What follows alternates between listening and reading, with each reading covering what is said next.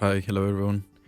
I'm a chartered and structural engineer with over a decade of experience working in the UK, and I passed my IStructE exam a few years ago.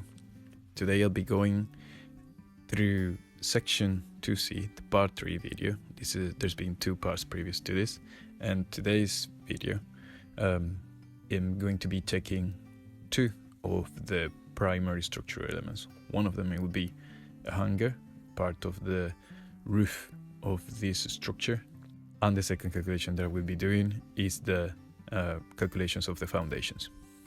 So the first things that I did was going back in my calculations to check what was the UDL or load that was applied on the hangars. These past calculations have been done with a pen that has not been very good for me to write in, so you can see the quality difference in my writing will improve in this video a lot because I finally got a proper pen. Okay, so firstly I got the UDL from the previous calculations that the hangar will be resistant, and I know the hangar spacing to work out the actual point load applied on each hangar.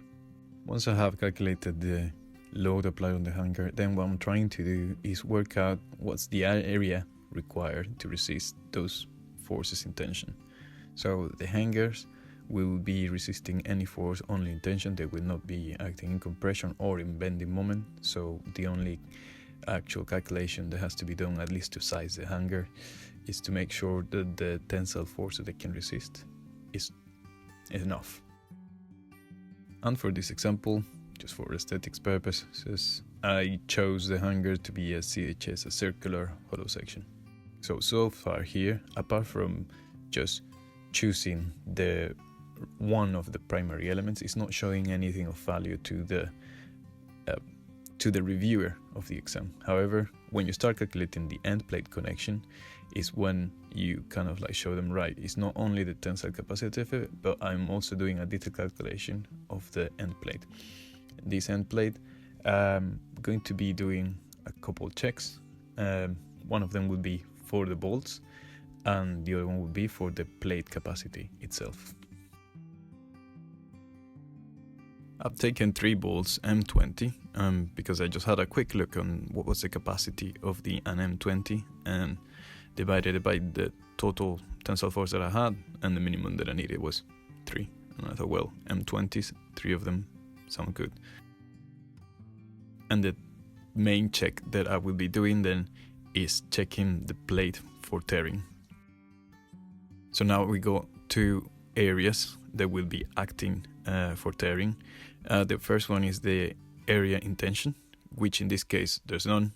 Basically the area or the capacity of this plate for tearing will be only on the shear forces. And then the area in shear, which ended up being about 1,300 square millimeters. So for this, remember, you don't have to know all the formulas that you're going to use in the exam by heart. You can bring templates and formulas and all the information that you need in the exam. In this case, I just have a template of this calculation that I've done previously, and then it helps me to follow the right order to know what I need to calculate next, which formulas I need to use, and you just need to make sure that you do it correctly and it's applied correctly to your structure.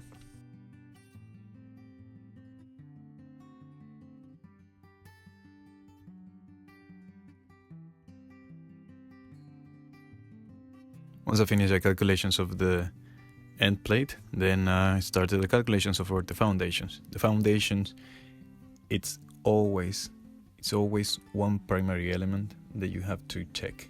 If you do all the other primary structures and calculate the entire building but don't calculate the foundations, it's a fail in the detail calculations, because the foundations is one of the primary elements and they specifically ask for it in the exam description or question. For this building, this is where you start to show that you know how the building behaves. I'll have 2 cases. The first one is when you got all your gravity loads centrally applied into your foundation.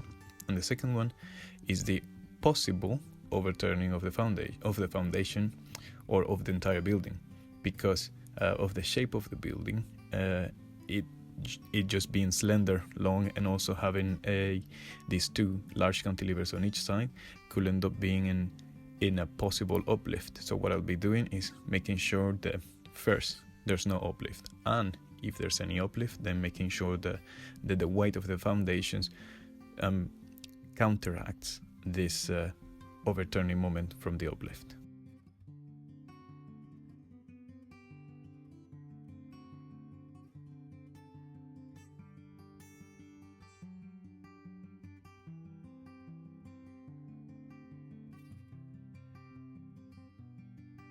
So as you see, the actual load applied on the foundation, it doesn't have to be to the decimal.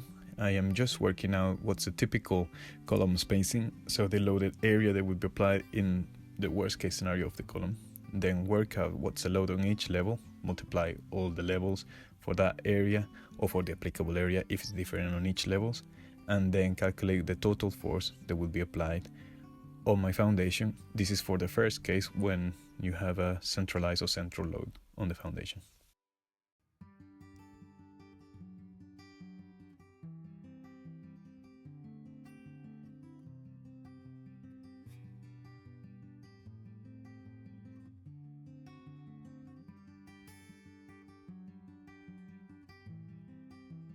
If you see in the previous videos, you've seen that I've chosen a pad foundation because I think there was a dense sound that you could bear onto. You could also have gone for pile foundations, and you'll see, I'll describe later that that was an option, but in this case we just went for pad foundation to try to utilize the high bearing capacity that these dense sounds had.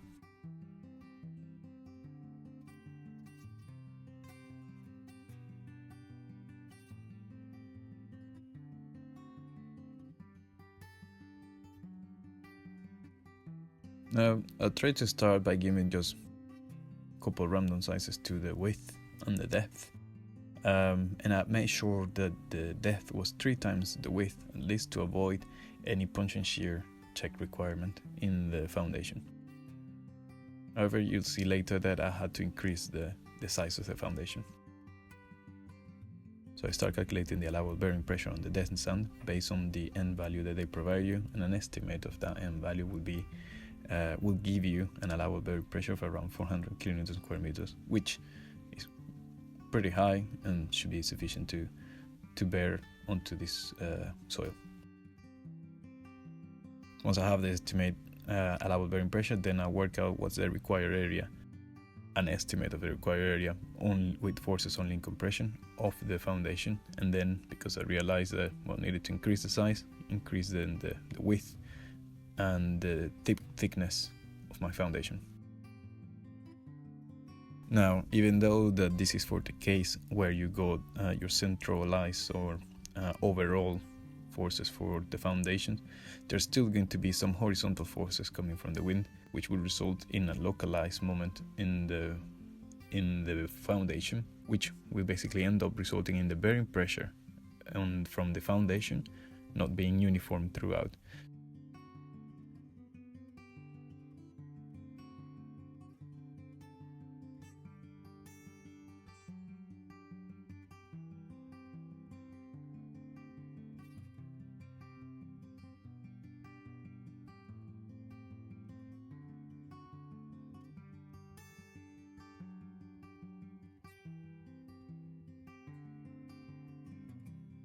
So as you see, the diagram for the bearing pressure then is not rectangular, it's not uniform, it's trapezoidal from 302 in one end to 395.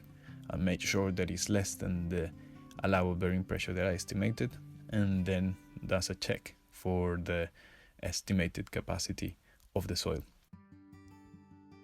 After that, I need to make sure that the actual depth that I've chosen for the foundation, it's a sensible depth. So I work out what's the reinforcement requirement that I need based on this depth and size of the foundation. So I calculate what's the bending moment based on the point load that is applied on on the foundation, and then the reaction from the soil, which will create a bending moment as similar to the diagram that I drew there.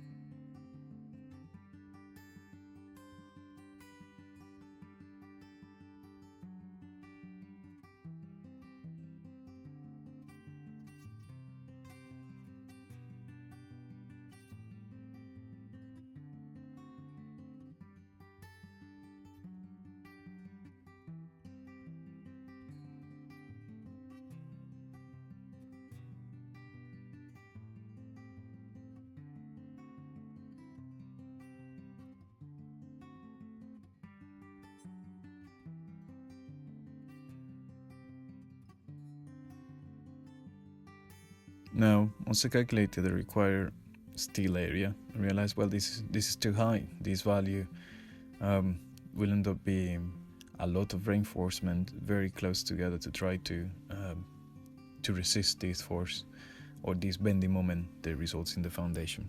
So a better solution is then to increase the depth of my foundation.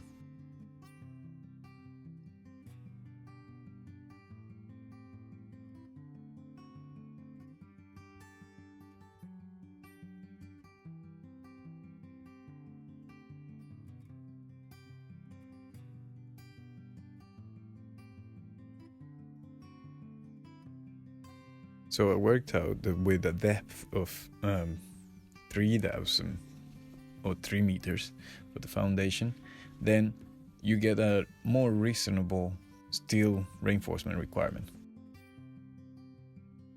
However, it feels still like a very large foundation, and then probably there will need to be a cost analysis between what's